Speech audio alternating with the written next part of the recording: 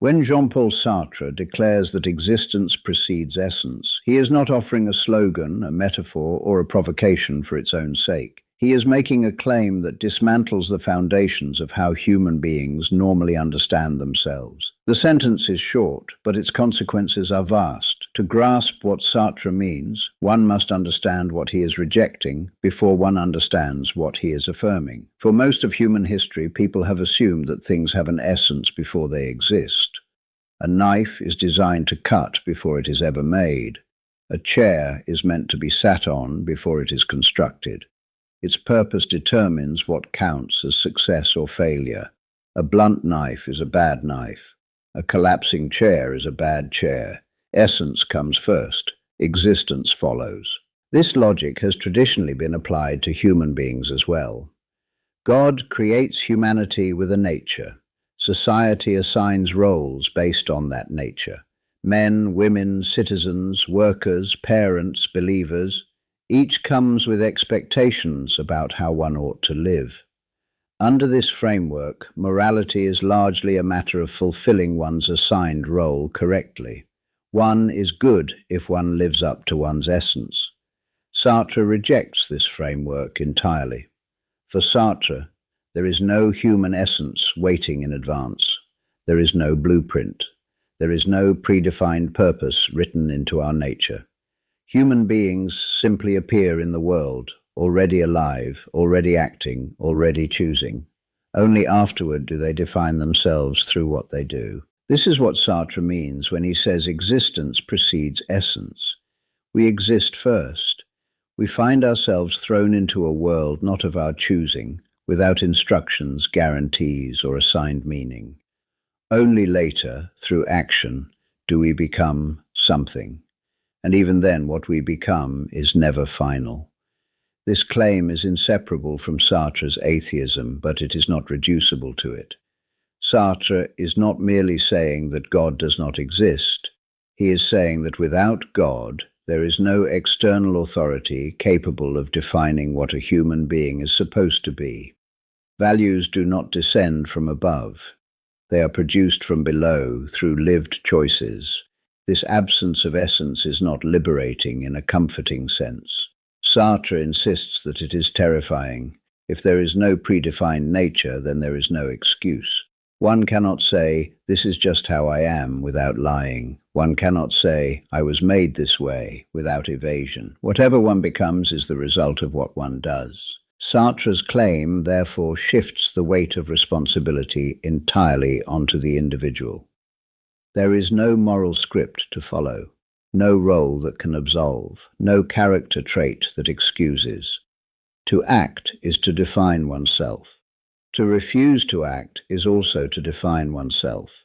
There is no neutral ground. This is why Sartre insists that freedom is not a gift but a burden.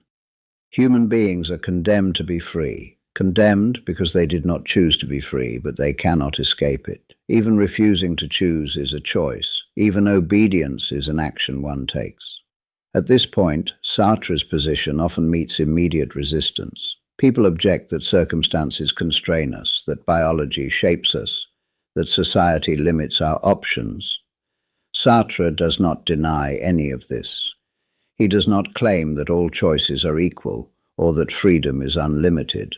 What he denies is that these constraints eliminate responsibility. For Sartre, constraint changes the situation in which one chooses. It does not remove the fact that one chooses. One may have terrible options, unjust options, or painful options, but one still acts. And in acting, one takes responsibility for what one becomes. This is why Sartre refuses psychological explanations when they are used as alibis. To say, "I acted this way because of my upbringing" may explain behavior, but it does not excuse it. Explanation and justification are not the same. Sartre's philosophy exists to prevent explanation from dissolving responsibility. Existence preceding essence also means that identity is never fixed. There is no stable self behind actions. One is not brave, cowardly, honest, or corrupt by nature. One becomes these things through repeated choices. And because the future remains open, one can never finally say, "This is who I am." This unsettles modern notions of authenticity. Many people believe that authenticity means discovering one's true self and expressing it. Sartre rejects this entirely. There is no true self to discover. Authenticity, for Sartre, means recognizing that one is always in the process of making oneself without guarantees and without refuge. This also explains why Sartre rejects moral systems that rely on fixed values. If values were given in advance, one could simply apply them. Sartre denies this possibility. Values are chosen through action, and in choosing them, one commits oneself without certainty. There is no moral authority to consult that can remove risk. At this stage, Sartre introduces a claim that is even more unsettling. When one chooses, one does not choose only for oneself. One chooses for humanity. Every action implicitly affirms a vision of what a human being ought to be. To act is to say, "This is what I believe a human life should look like." This does not mean that one's choice literally determines how others must live. It means that one cannot treat one's actions as private. Every choice carries a universal weight. One becomes responsible not only for oneself, but for the image of humanity one helps project into the world. This is where Sartre's philosophy becomes morally oppressive for many readers. One is not allowed to say, "This is just my personal choice." There is no such thing as a purely personal action. To act at all is to endorse a way of being human. This insight generates anguish. Anguish for Sartre is not fear or anxiety in the ordinary sense. It is the recognition that one's choices matter beyond oneself without any guarantee that they are right. Anguish is the emotional register of freedom. Most people, Sartre believes, attempt to escape this anguish. They hide behind roles, rules, institutions, or identities. They say, "I was just doing my job," or "That's what people like me do," or "I had no choice." These statements are not always false in a factual sense. They are false in an ethical one. To say "I had no choice" is to deny one's own agency. Sartre regards this denial as a form of self-deception. It is an attempt to turn oneself into an object rather than a subject, a thing rather than an agent. This self-deception is what Sartre calls bad faith, but bad faith cannot be fully understood until the structure of freedom is clear. That structure rests entirely on the claim that existence precedes essence. Without it, bad faith makes no sense. With it, bad faith becomes almost inevitable. At this point, Sartre has not yet offered a solution. He has only removed illusions. He has shown that there is no human nature to hide behind, no moral authority to defer to, and no identity that excuses. Human beings are left alone with their freedom, their actions, and their responsibility. This is not the end of Sartre's philosophy. It is the beginning. Everything else, bad faith, authenticity, conflict, politics, and ethics, grows out of this single claim. If existence truly precedes essence, then every attempt to deny freedom becomes suspect. And most of human life, Sartre will argue, is organized around precisely that denial. That is where the analysis must go next. If existence truly precedes essence, then the consequences do not stop at identity. They extend immediately into ethics, responsibility, and the way human beings relate to one another. This is where Sartre's claim stops sounding abstract and begins to feel oppressive. It no longer describes the human condition from a distance. It presses directly on how one lives. For Sartre, the absence of essence means that no action can be morally neutral. If there is no predefined human nature, then every action contributes to defining what a human being is.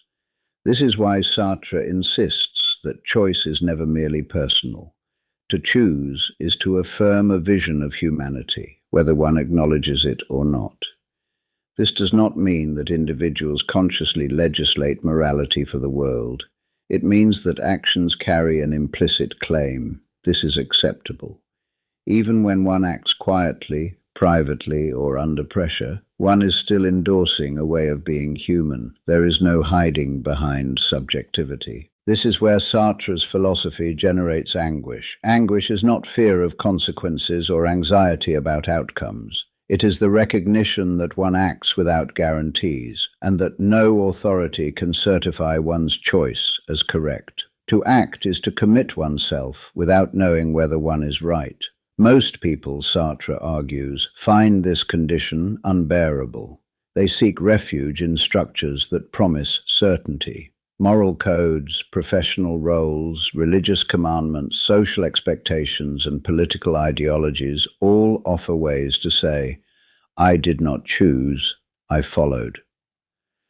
Sartre does not deny that these structures exist. He denies that they eliminate responsibility. To say, "I was just following orders," or "that's my role," may explain behavior, but it does not absolve it. One always chooses to follow, to obey, to conform, or to resist. The choice may be costly or dangerous, but it remains a choice.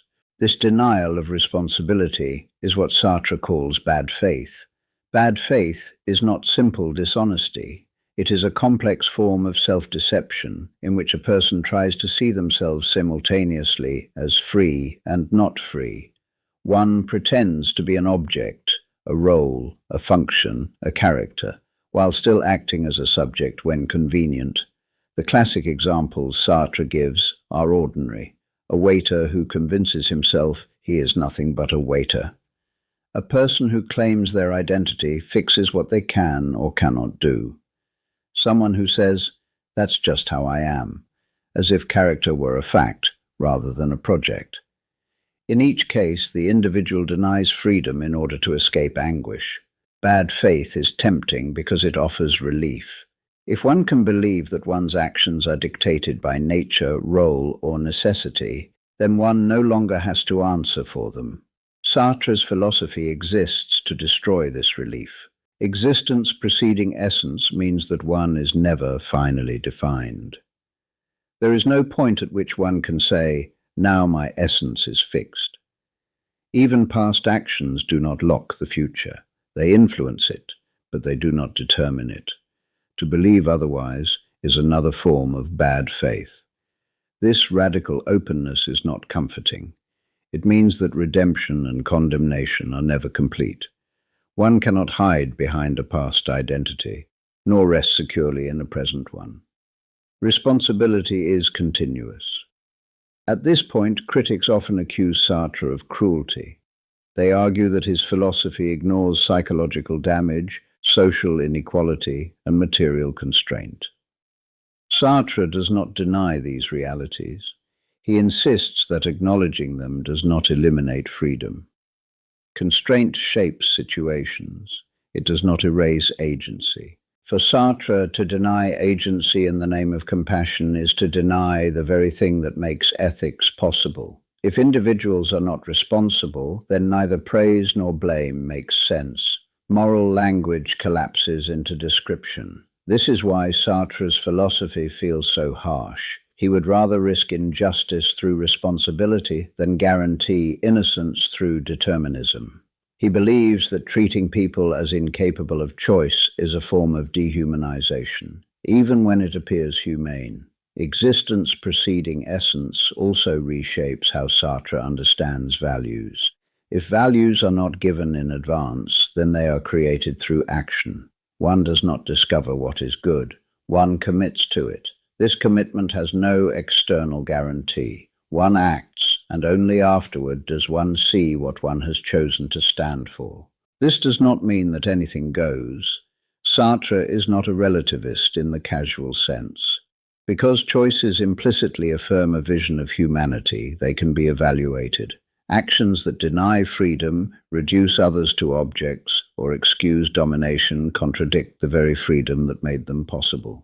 Sartre's ethics emerges from this tension. However, Sartre refuses to codify this ethics into rules. Rules invite obedience rather than responsibility. He believes that moral seriousness requires confronting concrete situations without formulae. One must judge without appeal. This refusal of moral safety nets is what makes Sartre so difficult to live with as a thinker. He does not provide guidance in the form of commandments. He provides exposure. One must decide and then live with the fact that one decided. The political implications of this position are unavoidable. If individuals are responsible for their choices, then they are also responsible for the systems they support, tolerate, or fail to resist. One cannot claim innocence by pointing to complexity or inevitability. Participation, even passive participation, implicates. This is why Sartre rejects the idea of political neutrality. To live within a system while claiming no responsibility for its outcomes is, for him, another form of bad faith. One may oppose injustice, support it, or tolerate it, but one cannot pretend to stand outside it.